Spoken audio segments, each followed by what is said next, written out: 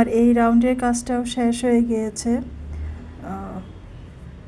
তো এখানে আমি যে জয়েন দিয়ে নিয়েছি, জয়েন দিয়ে নিয়ে এখন হচ্ছে গিয়ে স্লিপ স্টিচ দিয়ে সুতাটা পার করে নিয়ে আসবো, মাঝখানে নিয়ে আসবো।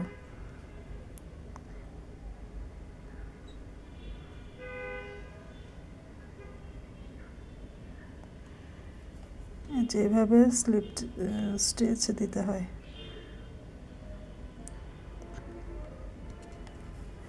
স্লিপ স্টিচ দিয়ে আমি মাঝখানে নিয়ে আসলাম সুতাটাকে। এখন আবার এখানে 3টি চেন হবে, 3টি চেন সমান একটি ডাবল ক্রোশে আর একটি ডাবল ক্রোশে হবে।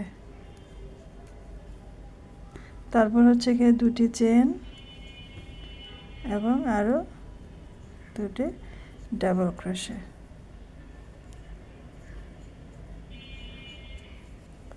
তো এখানে শেলটি তৈরি হয়ে গেল। তো এখানে আবার এখানকার কাজটা এখন একটু খেয়াল করবেন, একটু ব্যতিক্রম হবে। এখন এখানে 2টি চেন নিব, 2টি চেন নিয়ে এই যে সুতাটাকে আমি পেঁচিয়ে এই যে ডাবল ক্রোশেটা আছে সেই ডাবল ক্রোশের উপরে আরেকটি ডাবল ক্রোশে করে দিব।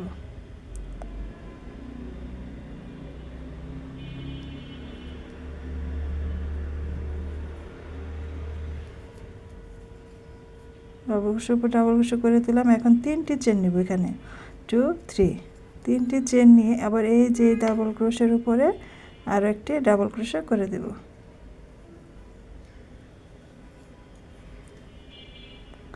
এখন আবার 3টি চেন, তারপর হচ্ছে গিয়ে এই যে ডাবল ক্রোশের উপরে যে চেনটা আছে সেইখানে ডাবল ক্রোশে করে দেব আরেকটি।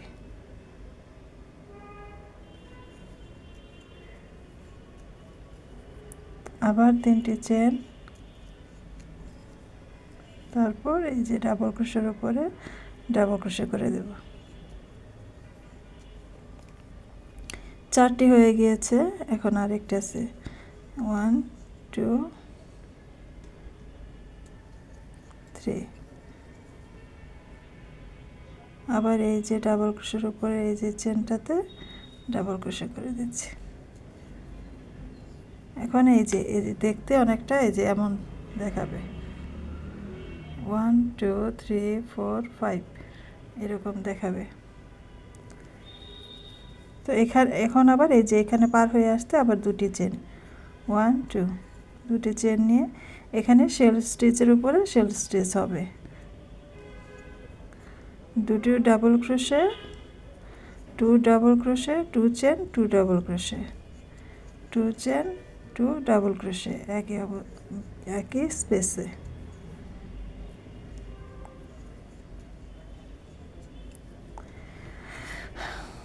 আর এইখানটায় আগের মতোই ডিক্রিজ করব এই pineapple ইয়েটাকে।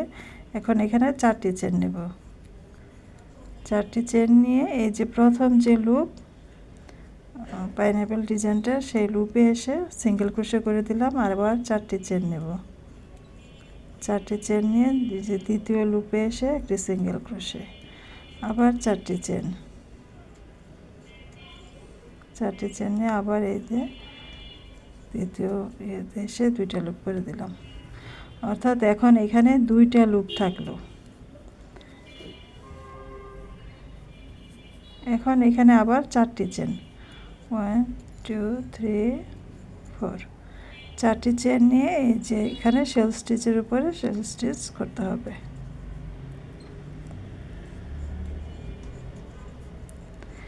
2 chain, 2 double crochet.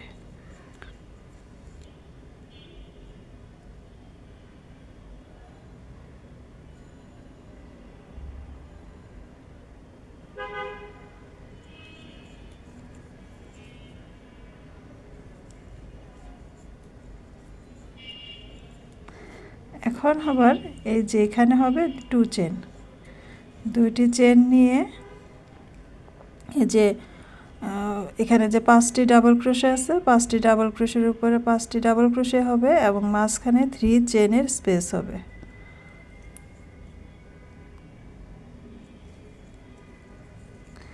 Double crochet নিলাম। এখন 1 2 3 চেন, 3 চেন নিয়ে এখন আবার এই যে এখানে আরেকটি ডাবল ক্রোশে করে দিতে হবে।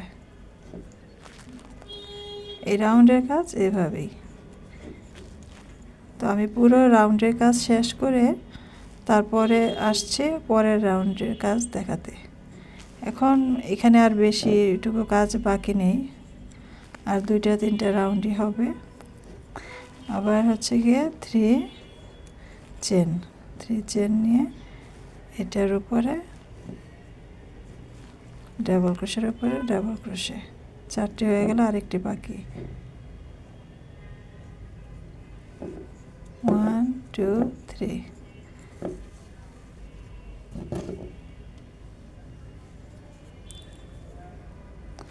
এই যে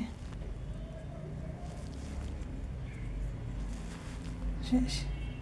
এখন আবার 2 চেন নিয়ে এই যে শেল স্টিচের উপরে শেল স্টিচ হবে।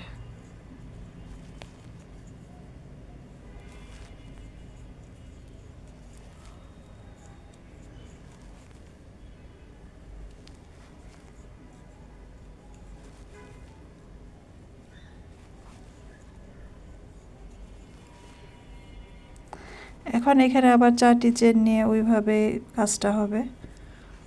তার বাকিটুকু দেখালাম না, আর আশা করি বুঝতে পেরেছেন খেয়াল করে। দরকার হলে আবার একটু টেনে টেনে দেখবেন, তাহলে বুঝতে পারবেন। আমি দুটো করে দেখিয়েছি, এই একটা করে দেখেছি আর একটা করে দেখেছি, তো এটা বুঝতে পারবেন আশা করি।